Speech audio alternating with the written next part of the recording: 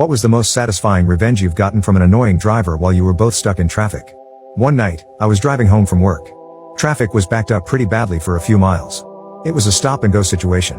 When I get stuck in traffic, I usually back about 75 feet off the car in front of me. This is so that I can hold a pace and move at a slow but constant roll. It is like what the semi-trucks do. This way, I'm not participating in the bumper-to-bumper move and brake, like the rest of the smooth-brain drivers. Some dude in an Acura crossover was behind me. I guess he was getting upset because I wasn't 2 feet from the car in front of me. So, he got on my back and started beeping his horn at me. I ignored him, and turned up my radio instead. But then he started flashing his bright lights at me. This got me annoyed. He was in one of those Acuras that has super bright headlights. My car was much lower than his, so his low beams were already pretty bright in my mirrors. Bright enough that I didn't want to look at them. The first time he flashed his high beams, it put spots in my vision for a moment. It genuinely hurt my eyes. After the first flash, he waited for about 10 seconds, beeped his horn, and then flashed me again. I got so pissed. I thought, where the heck do you want me to go? Do you really think being 2 feet from the car in front of you will make traffic move faster? Then he flashed me a third time. But this time, he held them on for about 15 seconds. It was time for the gloves to come off. During those 15 seconds, as I was looking away from my mirrors, I saw my 14,000 lumen searchlight sitting in my passenger seat. At that time, I was immediately overcome by a wave of chaotic lawful excitement.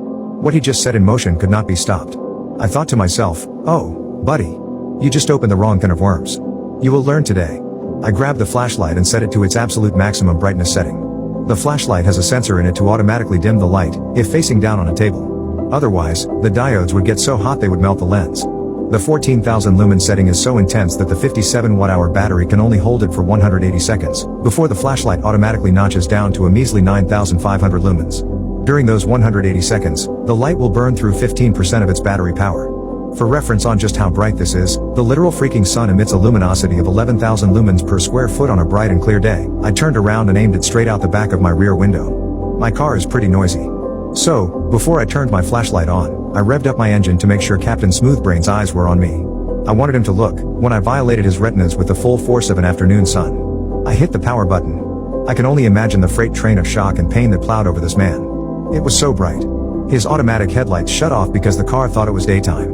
With the light on, I could see him clear as glass through his tinted windshield. He was covering his eyes and looking down. He was probably screaming. I watched him try and flip down his sun visor, but his hand couldn't find it. I thought to myself, burn, you jerk.